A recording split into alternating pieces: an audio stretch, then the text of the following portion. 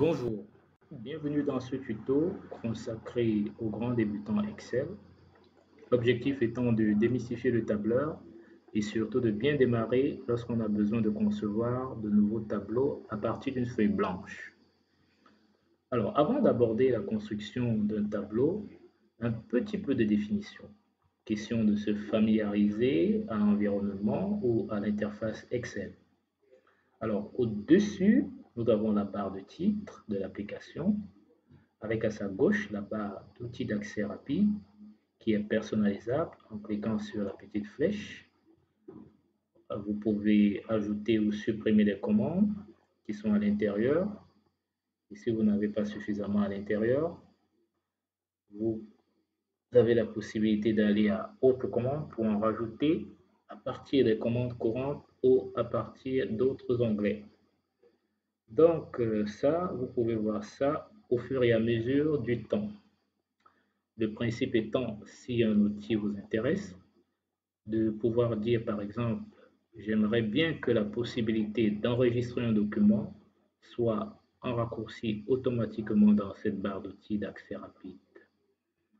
Alors on va sélectionner l'outil en question et on va cliquer sur Ajouter à la barre d'outils d'accès rapide. Ensuite, on clique sur OK et on a le bouton Enregistrer qui apparaît dans la barre d'outils d'accès rapide.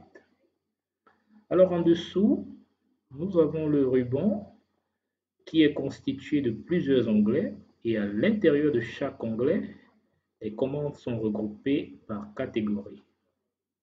Plus en dessous encore, nous avons la barre de formule qui permettra de savoir qu'à l'intérieur d'une cellule, ce qu'on visualise, c'est une information qui a été saisie ou c'est le résultat d'une formule.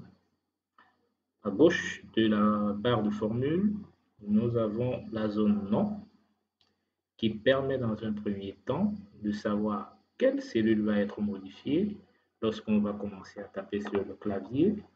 Mais plus tard, on verra qu'on peut avoir un autre type d'information à l'intérieur, notamment lorsqu'on commence à concevoir des formules.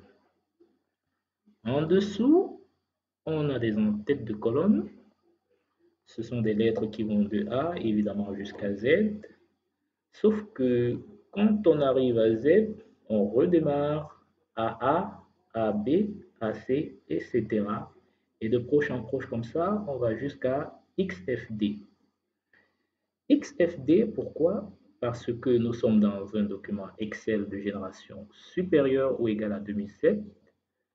Si vous êtes sur un document qui a été conçu à la version antérieure à 2007, notamment la version 2003, vous verrez que vous vous arrêterez à IV, ça veut dire 256 colonnes, alors qu'ici, il y en a 16 384.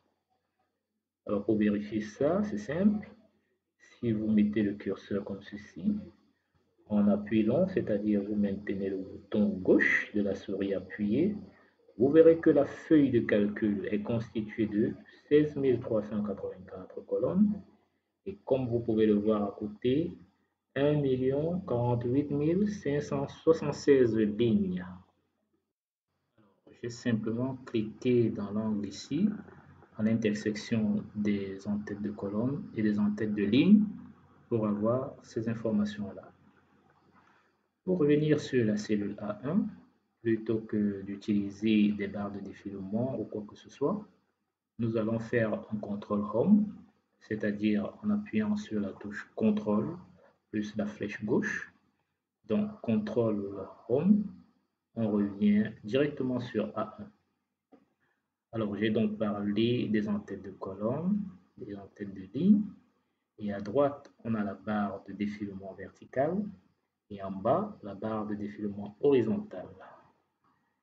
Elles permettent, comme leur nom l'indique, de faire défiler l'écran. Vous voyez que dans ce sens-là, les lignes basculent et dans l'autre sens, ce sont les colonnes qui défilent. Alors, plus bas, nous avons les onglets de feuilles de calcul. Donc, il peut y avoir plusieurs onglets de feuilles de calcul dans un même document. Il suffit seulement de cliquer sur l'onglet vierge si vous êtes sur la version 2010 ou sur le bouton plus si vous êtes sur une version supérieure.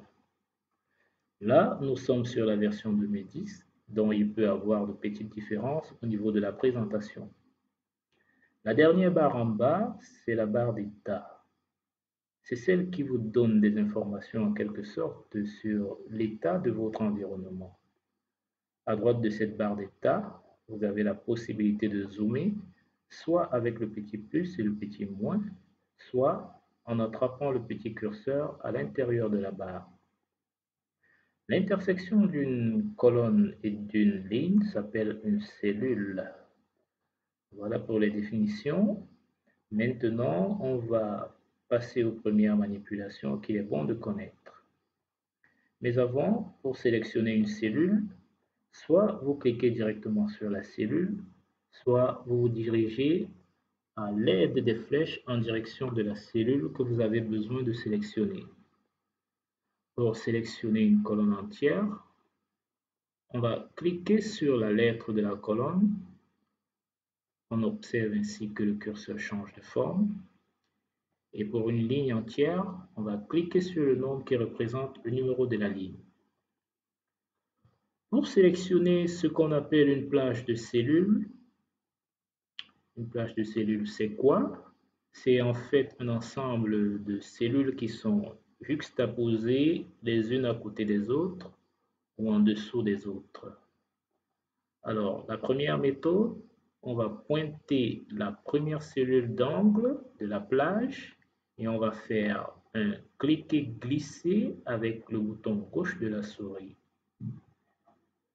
La deuxième méthode, je sélectionne la première cellule, je pointe sans cliquer la dernière cellule qui correspond à la plage en question et en restant appuyé sur la touche Shift, c'est la touche au-dessus de la touche contrôle, matérialisée par une flèche pointant vers le haut et ensuite on clique. La troisième méthode, à partir d'une cellule ou d'une plage déjà sélectionnée, si vous restez appuyé sur cette touche Shift et que vous utilisez l'une des 4 flèches d'orientation, haut, bas, gauche, droite du clavier, vous pouvez agrandir la sélection soit par le bas, vers la gauche, vers la droite ou vers le haut. Voilà donc pour les manipulations qu'il est bon de connaître. Et donc, en définitive, nous retenons que nous sommes allés à la découverte de l'interface Excel, où nous avons pu déterminer et savoir à quoi servent quelques-unes de ces fonctionnalités. Nous vous donnons donc rendez-vous dans le prochain tuto pour commencer notre premier tableau dans un document Excel. Merci et à très bientôt.